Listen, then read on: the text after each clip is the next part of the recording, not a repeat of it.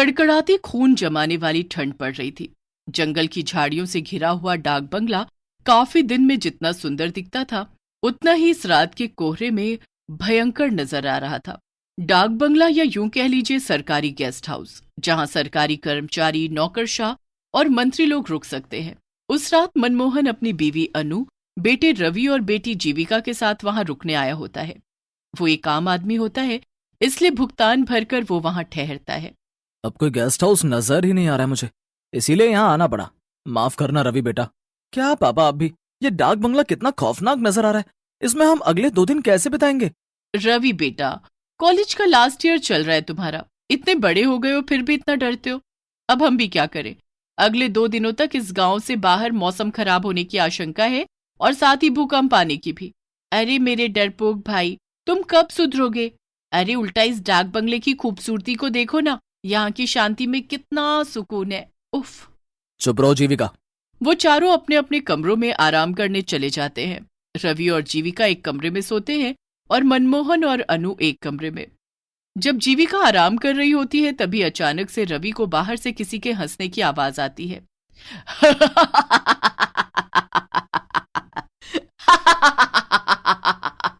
मेरे पास आओ, आओ, आओ मेरे पास आओ।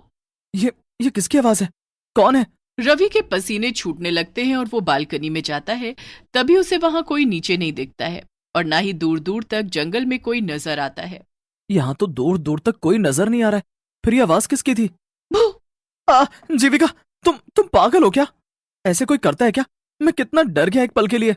सॉरी, मैं तुम्हें बस इतना कहना चाहती हूँ कि तुम अपने मन में से इस डर को भगा दो। ये जगह दिखने में जितनी हॉन्टेड है उतनी असल में है नहीं यार। थोड़ी देर बाद वो चारों खाना खाने नीचे आते हैं। तभी एक बूढ़ी काकी उन्हें खाना परोसती है। मैं झूठ क्यों बोलूंगा? मैं सच कह रहा हूँ, ये डाक बंगला सही नहीं है। मैंने अपने कानों से उस औरत की आवाज सुनी है। चुप करो यार भाई, मैं भी वहीं थी, तुम भी वहीं थे, तो उस औरत की आवाज सिर्फ तुम्हें ही क्यों सुनाई दी? मेरे कानों में क्या हड़ताल हो गई थी? हाँ। शट अप जीविका। हाँ बेटा, इतना मत घबराओ। लेकिन पापा। रवि बेटा, जैसा तुम सोचोगे वैसा ही तुम्हें महसूस होगा। तुम बार बार उसी बारे में सोचोगे तो तुम्हें वही सब नजर आएगा, वही महसूस होगा बेटा। चुपचाप खाना खाइए, वरना ठंड में जल्दी ठंडा हो जाएगा। वैसे भी डाक बंगले की दीवारों को शांति पसंद है, हल्ला नहीं। जी काकी। सभी खाना खाकर सो जाते हैं, लेकिन रवि को रात को नींद ही नहीं आती। वो हर वक्त बस उस आवाज के बारे में ही सोचता है। तभी उससे कमरे का दरवाजा अपने आप धीरे धीरे खुलते हुए दिखाई देता है। ये क्या? ये दरवाजा अचानक से कैसे खुल रहा है? ये सब क्या हो रहा है? दरवाजा अपने आप खुल जाता है और रवि बिस्तर से उठकर हिम्मत जुटाते हुए दरवाजे के पास जाता है। तभी वो एक काले साए को फौरन सीढ़ियों से नीचे की तरफ भागते हुए देखता है। ये देख रवि की सांसें तेज और कलेजा कांपने लगता है। कौन था वहां? कौन था? और ये क्या? ये पेपर, इस पे तो खून की स्याही से लिखा है, मैं तुम सबकी जान ले लूंगी। क्या? तभी रवि बहुत ज्यादा डर जाता है और वो तुरंत मनमोहन, अनु और जीविका को उठाकर उन्हें सब कुछ दिखाता है और साथ ही वो पेपर भी दिखाता है। मेरा यकीन कीजिए माँ पापा, मैं झूठ क्यों बोलूं भला? मैंने सच में किसी काले साए को सीढ़ियों से नीचे की तरफ भागते हुए देखा है। और ये पेपर, इस पर खून की स्याही से लिखा है, देखो आप। उस पेपर से वो सब लिखा हुआ मिट चुका था। ये देख रवि के होश उड़ जाते हैं। ऐसा कैसे हो सकता है? रवि, एक काम करो, तुम और जीविका हमारे कमरे में सो जाओ। चारों एक साथ सोएंगे तो किसी को डर नहीं लगेगा। लेकिन पापा, मैं डर नहीं रहा, मैं बस मेरी और आपकी सबकी भलाई के लिए कह रहा हूँ। यहाँ से चलिए। आप सब भूत प्रेत में विश्वास नहीं करते होंगे, लेकिन मुझे है। रवि भाई, तुम कुछ ज्यादा ही सोच रहे हो। बस रवि, चलो सोने। अब और कुछ नहीं सुनना है हमें। पहले ही तुम्हारे पापा और मैं बहुत थक चुके हैं। कोई रवि की बात समझने की कोशिश ही नहीं करता और सब एक ही कमरे में सो जाते हैं। जैसे तैसे रात गुजर जाती है। अगले दिन रवि उस बूढ़ी काकी से पूछता है, काकी, यहाँ इस डाक बंगले में केवल मैं और मेरा परिवार ही रुका हुआ है, यहाँ और कोई नहीं रुकता क्या? लोग यहाँ रुकने आते हैं, लेकिन अभी इस समय नहीं है। हटो यहाँ से, मुझे बाहर जाना है। रवि दिन में उस बंगले को अच्छे से देख लेता है। मनमोहन, अनु और जीविका बाहर बैठकर बातें कर रहे होते हैं। अरे रवि भाई, आओ हमारे साथ बैठ जाओ, वरना फिर कोई भूत आकर आपको परेशान कर लेगा। बस जीविका, कितना परेशान करोगी तुम उसे चिढ़ा चिढ़ा कर। ओके बाबा, सॉरी। रवि कुछ दूर टहलने जाता है और तभी उसे एक लड़की दिखाई देती है जो सुनसान सड़क पर फूल बेच रही होती है। साहब, साहब फूल ले लो ना साहब, गुलाब, चंपा, चमेली, मोगरा, जास्मीन, सारे फूल हैं मेरे पास। न, नहीं नहीं, मुझे नहीं चाहिए कोई फूल। अच्छा ठीक है, लेकिन मेरी बोनी हो जाए इसलिए एक फूल तो ले लीजिए प्लीज साहब। रवि उस फूल को खरीदकर अपनी माँ अनु को बालों में लगाने के लिए दे देता है। बाद में जब अनु बाथरूम में मुंह धोने जाती है तभी वहां की लाइट अचानक से बंद चालू होने लगती है।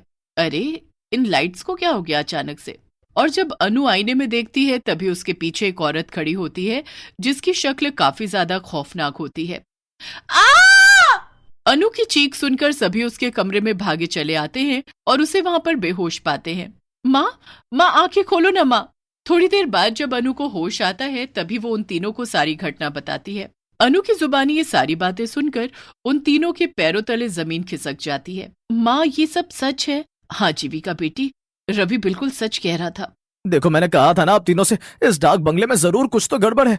मनमोहन जी मुझे कुछ नहीं पता, हम कहीं और रुक लेंगे, चाहिए तो जंगल में रुक लेंगे, लेकिन इस भूतिया डाक बंगले में बिल्कुल नहीं। हाँ पापा, अगर माँ और रवि ने यहाँ कुछ ऐसा महसूस किया है तो हमें यहाँ नहीं रुकना चाहिए। हाँ अनु ठीक है, अपना अपना सामान ले लो, हम सब अभी इसी वक्त यहाँ से निकलते हैं। चारों अपना सामान पैक करके वहां से निकलने लगते हैं, लेकिन तभी वहां डाक बंगले के मुख्य दरवाजे पर वो बूढ़ी काकी खड़ी हो जाती है। काकी हमें जाने दीजिए, हमें अब यहाँ नहीं रहना है। नहीं कहा ना, एक बार जब कोई इस डाक बंगले में आ जाता है तो वो फिर से वापस नहीं जा पाता। नहीं, आप हमें यहाँ जबरदस्ती रुकने के लिए नहीं कह सकती काकी, हमें जाने दीजिए प्लीज। मतलब ये कि तुम सब अब हमेशा हमेशा के लिए यहीं पर रहोगे, इंसान बनकर नहीं बल्कि भूत बनकर। उतने में अचानक से वो बूढ़ी काकी अपने भूतिया रूप में बदल जाती है और वहां आसपास सभी भूत इकट्ठे हो जाते हैं। ये सब देखकर चारों की रूह कांप उठती है और रोंगटे खड़े हो जाते हैं। नहीं, बचाओ! वो चारों भागने की कोशिश करते हैं लेकिन उनके पैर नहीं हिल पाते हैं और वो जमीन से चिपक कर रह जाते हैं। नहीं, हमने यहाँ रुककर बहुत बड़ी गलती कर दी, हमें यहाँ रुकना ही नहीं चाहिए था। बचाओ! ये हमारे पैरों को क्या हो गया? ये हिल क्यों नहीं रहे? हमें बख्श दो, हमें जाने दो यहाँ से, जाने दो, हमें जाने दो। नहीं, कहा था ना मैंने। अब तुम सबका अंत है, तुम सब भी हम भूतों की बिरादरी में शामिल हो जाओगे आज। ये तो वही फूल वाली लड़की है। यही तो इस डाक बंगले का नियम है, एक बार जो यहाँ पर आया वो वापस जिंदा नहीं लौट पाता, उसे तो मरना ही पड़ता है। ये सब मैंने शुरू किया था, क्योंकि कई सालों पहले इसी डाक बंगले में काम करते करते गेस्ट ने मेरी जान ली थी, क्योंकि मैंने उसे सोने की तस्करी करते हुए पकड़ लिया था और मैं उसका जुर्म पुलिस को बताऊं, इस डर के कारण उसने मुझे मार दिया। क्योंकि सभी इंसान ऐसे ही होते हैं, मतलबी और बुरे। सारे भूत अब उन चारों के पास आने लगते हैं और चारों काफी ज्यादा घबरा जाते हैं, लेकिन तभी हम यहाँ से भाग तो नहीं सकते, लेकिन अपने मुंह से भगवान को याद तो कर सकते हैं। माँ, पापा, जीविका, हनुमान जी ही अब हमें बचा सकते हैं। वो चारों एक साथ हनुमान चालीसा बोलना शुरू कर देते हैं। जय हनुमान ज्ञान गुण सागर, जय कपीस तिहु लोक उजागर, रामदूत अतुलित बलधामा, अंजनी पुत्र पवन सुत नामा। बंद करो, बंद करो।